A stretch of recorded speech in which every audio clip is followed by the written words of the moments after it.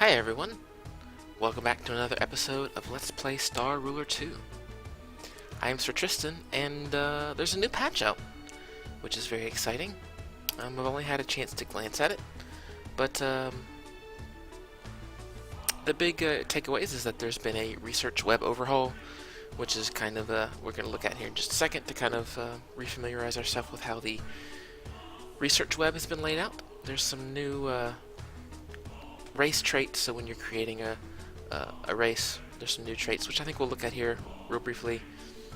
A new component, quantum batteries, and then some minor other changes, and bug fixes and things like that. But I think the biggest thing to look at is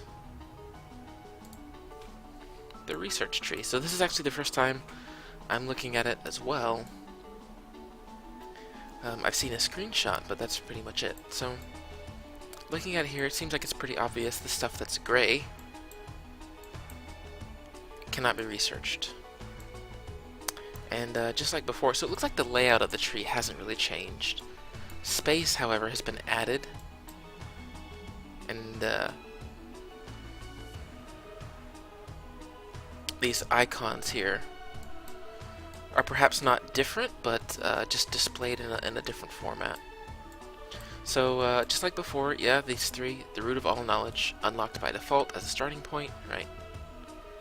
Makes sense. So anything with a cost below it is something I can research. So I can research here, this I've researched already, yes. So this is how I came through here, right? Propulsion, reinforcement 2, reinforcement, armoring, cloaking mesh, material science, shield journer. That was my first trek, I think, in my first few episodes. So that makes sense. I can't research any of this. It looks like these giant kind of hexagon-looking things are going to be components to add to ships. I have targeting sensor already. Coolant system is something I can add. I've researched these. I've researched megacities, which I still am not sure how to use. So this seems much more readable than before, which is quite nice. Quite nice. It's definitely easier at a glance to tell what I have and what I don't have. Like I clearly don't have any of these here. I do have synergy. I cannot research these because I don't have an open path yet. Yeah, and it actually looks like the lines between actually are even lit up in paths that I have researched. So see, this line here is brighter. It's brighter here than these down here. So that's kind of nice. You can kind of tell at a glance. It works pretty good. I'm trying to think if there's anything else that really kind of stands out at me. The squares are, like these, are percentage-based increases, it looks like. Or just, increase by 20%, ship thrust by 40, planet capacity goes up. So these are just numerical increases or percentage-based increases. You have this stuff, which is gained 500 bonus energy immediately. Increase your global defense generation by 3. Immediately give you 5 influence, 500 energy. These would be 500 extra income, 250 extra income. So it seems like these more circular items affect these primary 5 stats up top: your influence, your energy, your FTL, your research, and your defense. I don't know why you probably can't unlock research to give you more research. That seems a little redundant, but it seems like that's what that's for. FTL income. So yeah, it seems like these kind of more circular ones will affect how you generate or how quickly you generate, or give you just a mass increase of these 5 stats. Up here, your big 5, whereas all these others are percentage-based increases of something. And then these larger hexes or hexagons are components or buildings you can build on planets. There's your planetary thruster. So that seems much more readable. I actually like this quite a bit.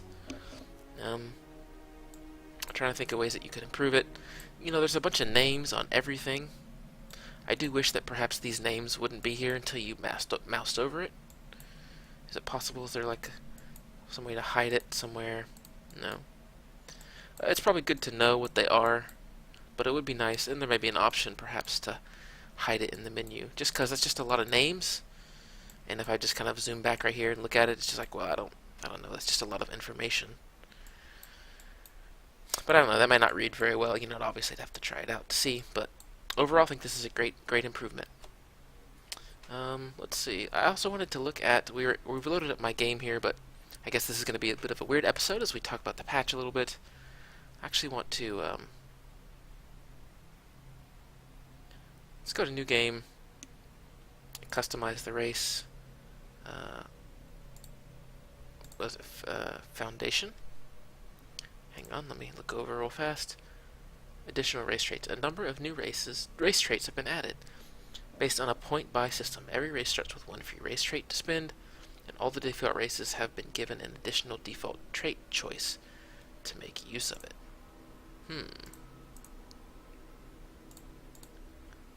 So, these haven't changed. These have, or these are new at least. Nearby systems are pre-scouted. Your home system starts with 6 random artifacts. Artifacts in your home system cost less energy. Your home starts with a moon base already constructed, so that would give your home planet a lot more space to build on. Your first budget cycle when you start the game has no money available, so you basically are going to sit there for 3 minutes. You could colonize, I guess, but you'd go into the negative, and so your cycle after that would be bad as well. So that's Foundation. This is a whole new tab, I guess, a whole new section. Looks like your FTL choice doesn't change anything, other than if you pick Sublight, you gain 3 points to spend. So you could take Sublight and then pick all 3 of these, perhaps if you wanted to. Government type has not changed. I don't think there's any new government types either. Okay, so these are all new as well, yeah? Unlocking new research nodes does not take any time after purchasing them. So this is actually, when I was first talking about research, this is how I was thinking research worked. Was you bought it and it just unlocked immediately. But now, in my game that we're playing, the Tristanian Empire, there's actually a research period. But it looks like if you take innovative, it doesn't cost that at all. It doesn't take that at all. Doesn't take any time. This conflicts with rigid. Secondary unlock methods to study research nodes using money, energy, influence cannot be used. So you have to use research to unlock all your research. And that conflicts with innovative. That's kind of interesting. I think in the playthrough live right now, I've actually used this at least twice to buy something. So I don't know how I feel about that. I mean, I don't know how I feel about losing that. I should say it's definitely a good good modifier for 1 point. Frugal planets require 1 fewer tier 1 resource to upgrade to level 3, and 2 fewer tier 1 resources to upgrade to level 4 and 5. That seems very cool. I'm not sure what tier 1. I mean, if you're not exporting your tier 1 resources to your planets to level them up, they're not gaining that pressure, so it's actually kind of going to waste. So if you're not careful, frugal could actually hurt you, because you're not colonized as much. You're not. I guess though you could have more higher level planets if you colonize the same amount of tier 1 planets. Lavish. Max population on level 3 through 5 planets is reduced by 1, 3, and 5. Excuse me, need to get a drink there. So this will gain you 1 point, but you'll lose max population. You know, max population, or population's kind of tied into everything, really. How much pressure you can sustain, and thus how fast you generate your big 5 resources, the speed at which you generate production or labor. So I don't know if I'd ever take this one. I have to have a pretty good reason to not to take this, I think. Charismatic Votes started by your empire begin with +3 support instead of +1. That's actually pretty cool. Paranoid diplomacy cards cost 1 extra influence to purchase. Gain 1 point for that. Prideful. Whenever you construct a flagship of larger size than your previously largest flagships, you gain permanent bonus influence stake and defense generation, dependent on how much larger the ship is. Interesting. So if you're constantly scaling up your military, you're going to gain a permanent bonus to your influence generation and your defense generation. I think that's how that reads. Bonus influence stake and defense generation. Yeah, that's actually really cool. That's fun. And then nimble, engine thrust, and hyperdrive speed, when applicable, are increased by 30%.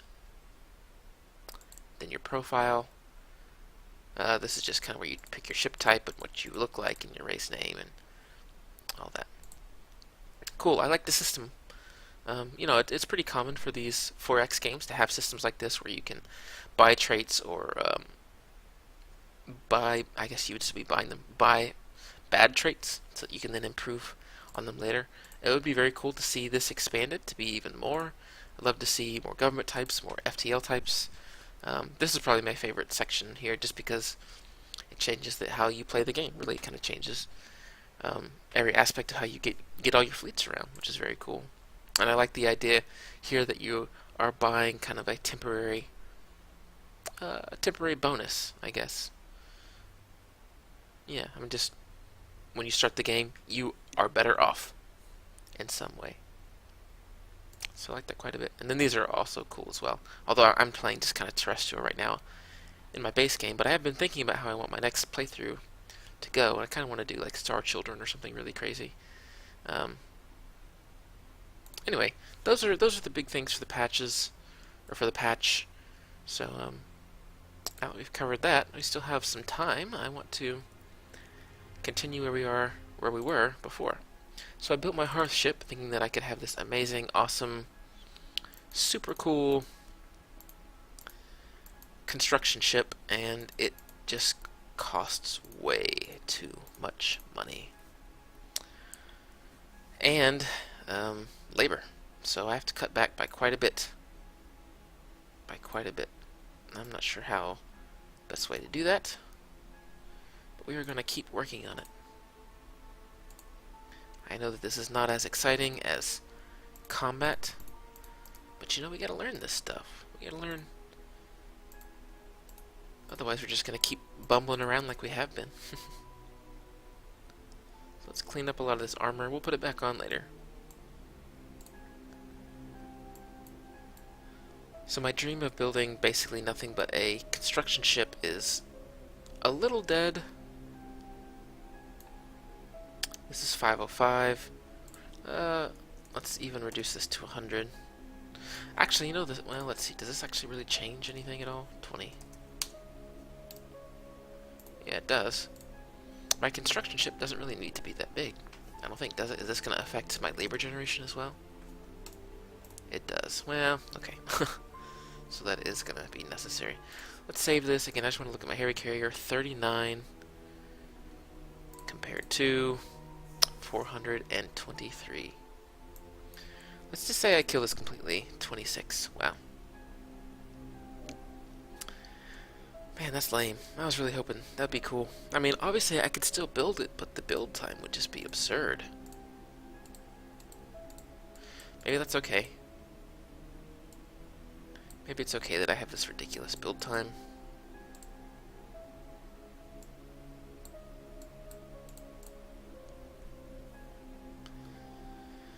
So let's do something like that. I got my FTL, a 4.3 labor per minute.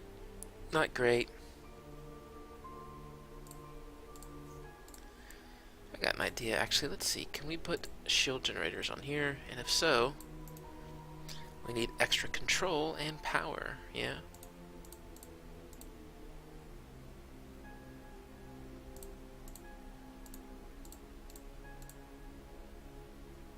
This would generate 131. Honestly, until you get all the shield research upgrades, it's not even worth using shields, I don't think, at all. I mean, just that amount is just so tiny.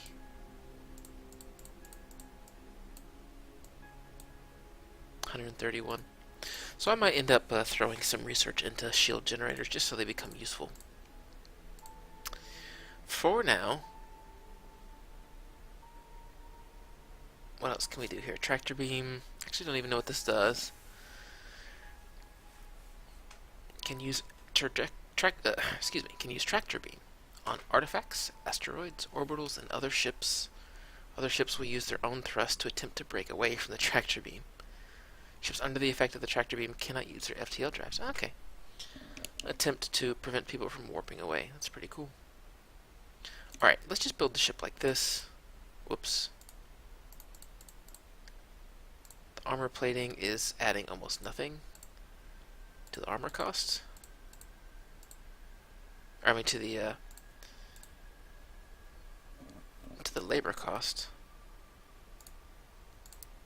So I think we can safely kind of at least put it. Oops. Put it around the construction bay at least. Like that. Maybe like this. So we're looking at 308. I have no idea if this is going to be worth it. We could do more supply storage. Perhaps we should do that.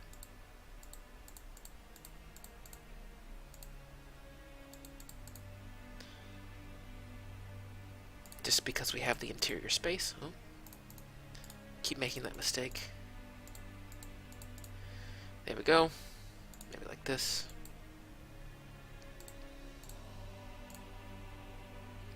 308.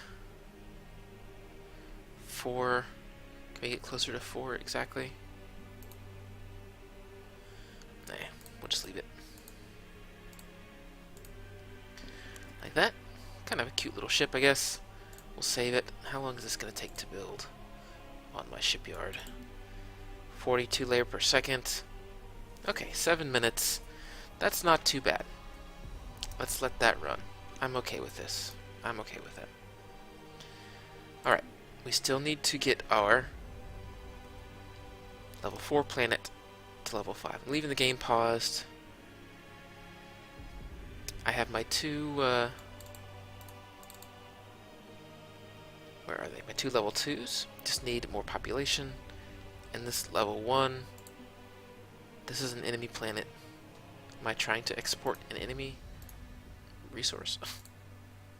Why is that line being drawn there?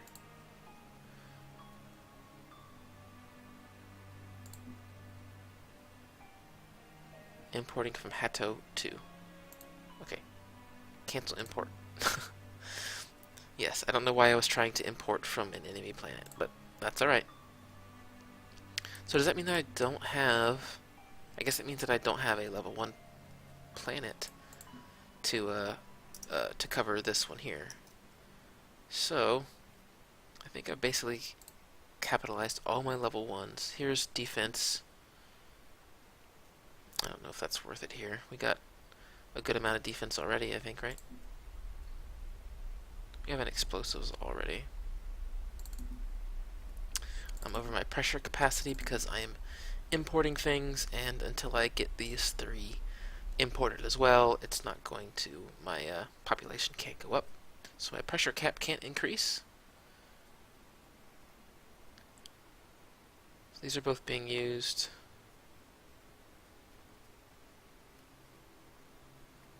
Alright, so maybe can I grab a food somewhere?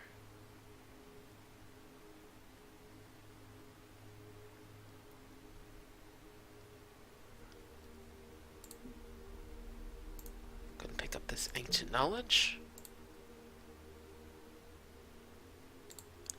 Just looking for a food planet.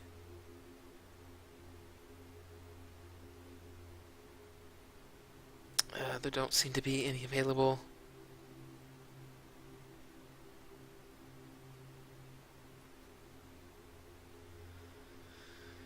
It'd be nice if there was like a Control F for food or something.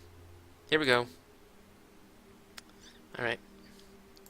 So we'll colonize this fish. We'll export it out to our explosives. Colonize here. And we'll send our spare water here as well. And then when that's all said and done, we'll export these explosives.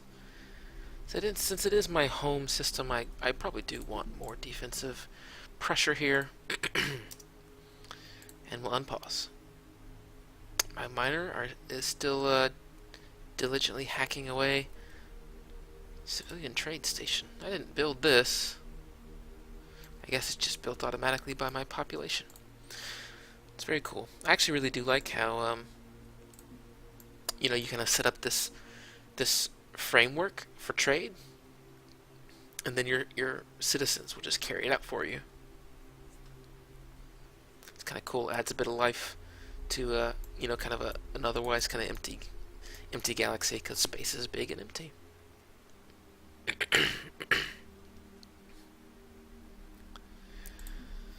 Yeah, my poor station that I built because I was trying to be really cool, it didn't really do anything. I'm just gonna scuttle it. It's just sitting there. It's old. It's useless. Oh, no explosion or anything? Oh well. Not really making use of these debris fields. I know there's tons of moons and things that could be capitalizing on. I don't really need the space anywhere right now, though. My level 5 planet still has tons of space. So, looks like I can pick another research. Let's back up what I said before. Research some shield capacity. I want those shields to be useful. I've decided. Okay, we got the Federated Sa'ar activating another core. I think that's 2 now.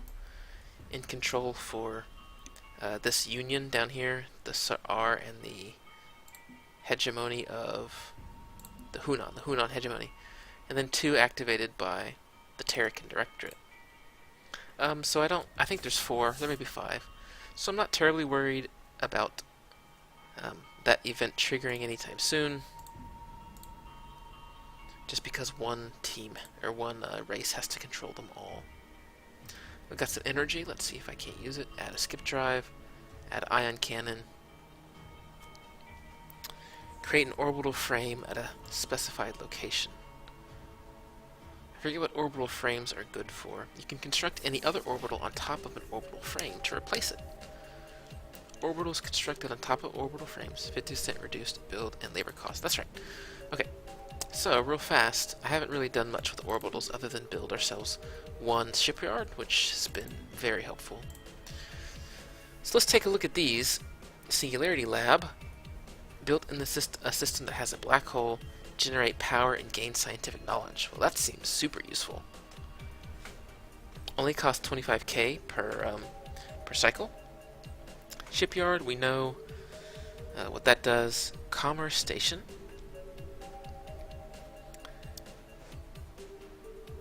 Each commerce station, you can purchase research, energy, influence, or labor in exchange for money. Okay.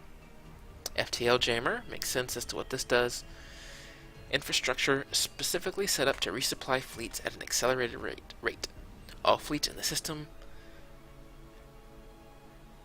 the supply depot is in resupply faster. And then outpost, which you can place in an area that you don't have any colonized planets. Well, you know what? I think I'm going to build. This is mine, yes? It is mine. I think I'm going to build this orbital frame constructor. Right.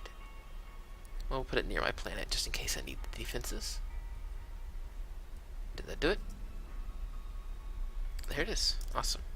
And an orbital can be built on this frame for a reduced build cost. That's exactly what I'm gonna do. Let's actually, instead of using our home planet, let's sort by.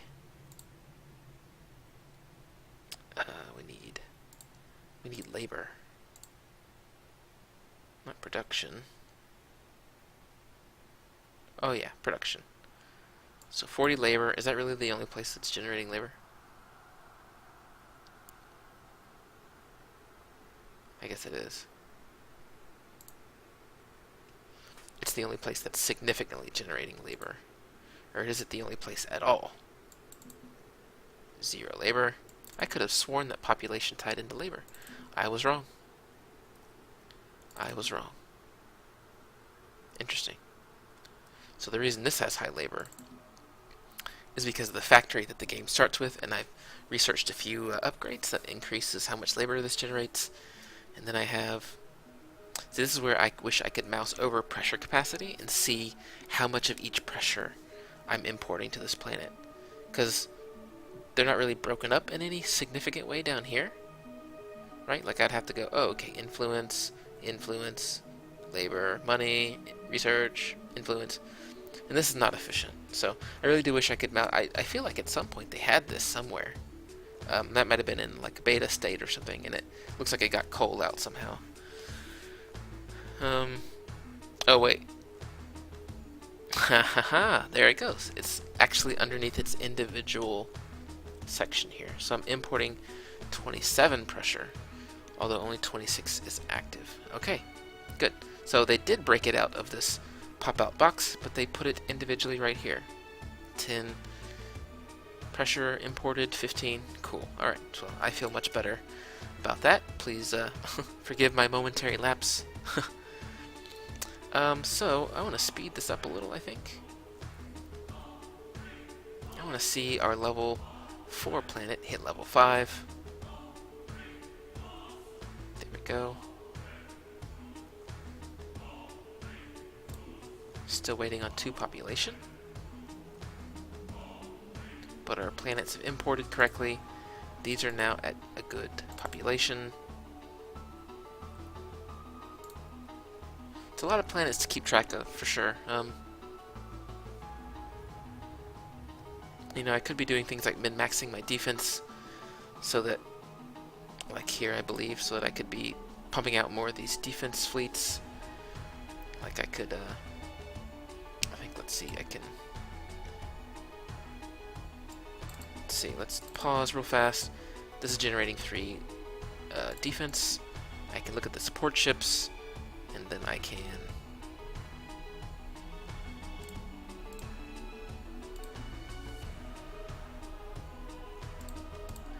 Here's another thing that I hope, if they continue to patch the game, they make it easier to figure out how to transfer supports.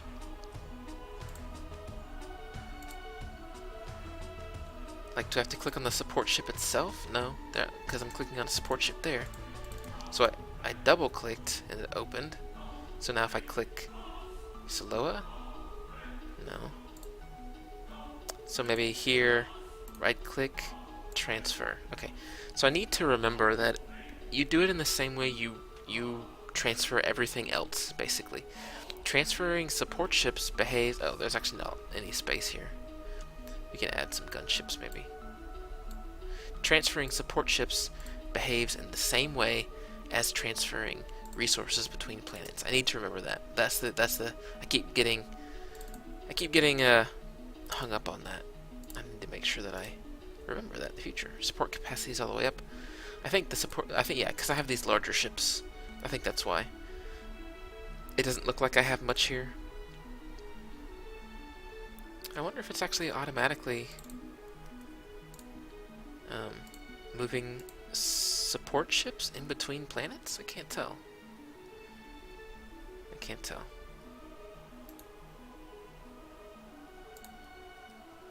I've got the game unpaused, so let's stop using defenses there. But it's still generating 3 from something. Oh, the explosives.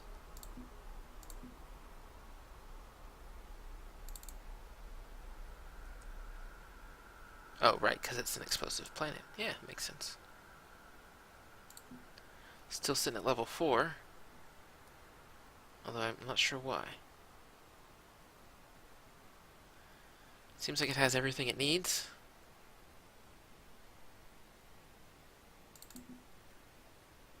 Hearth ship is getting close to being done. Okay, so, planet. Do I need to build something?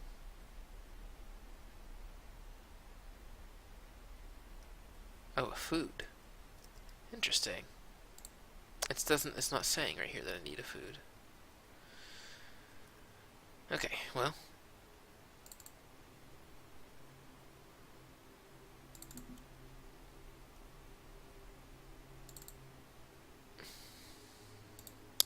Right, let's find another food.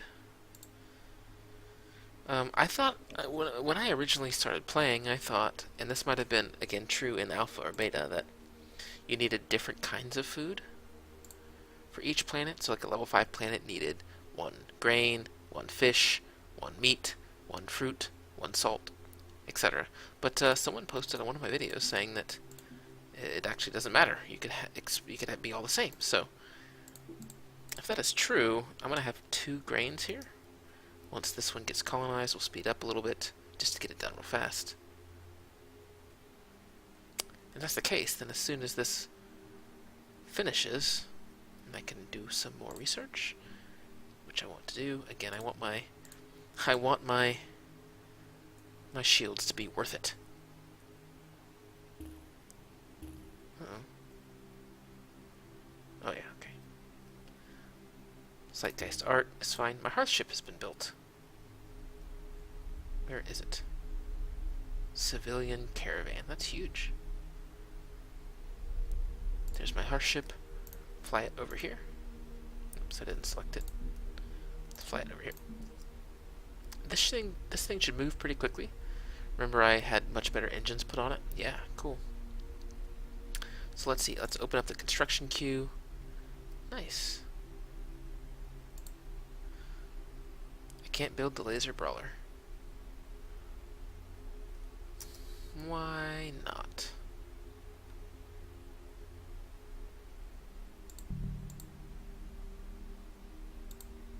I can build a dreadnought.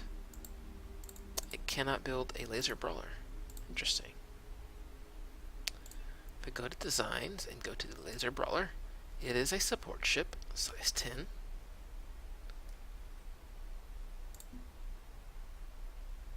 Slipstream. 4 layer per minute.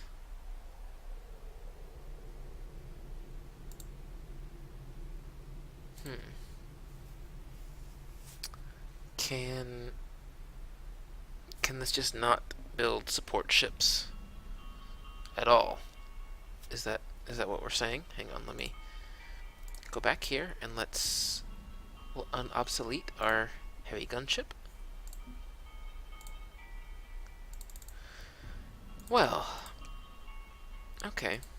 That's actually a little disappointing. I was hoping that I could kind of use this as a mobile support ship builder so that I could just surround myself with support ships, send them off on bombing runs. If they get destroyed, whatever, I just build more. But that's a little disappointing. I can't actually do that.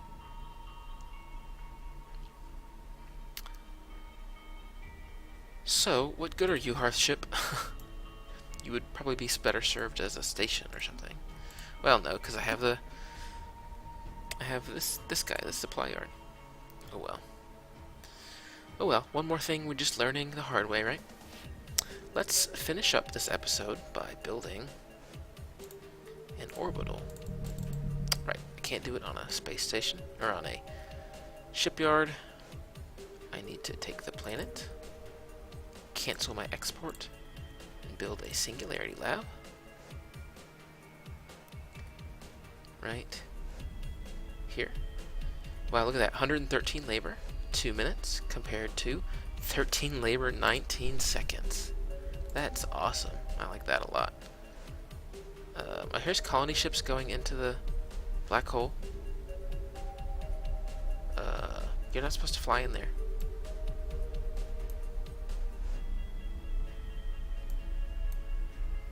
I guess they're not. It sure looked like it though.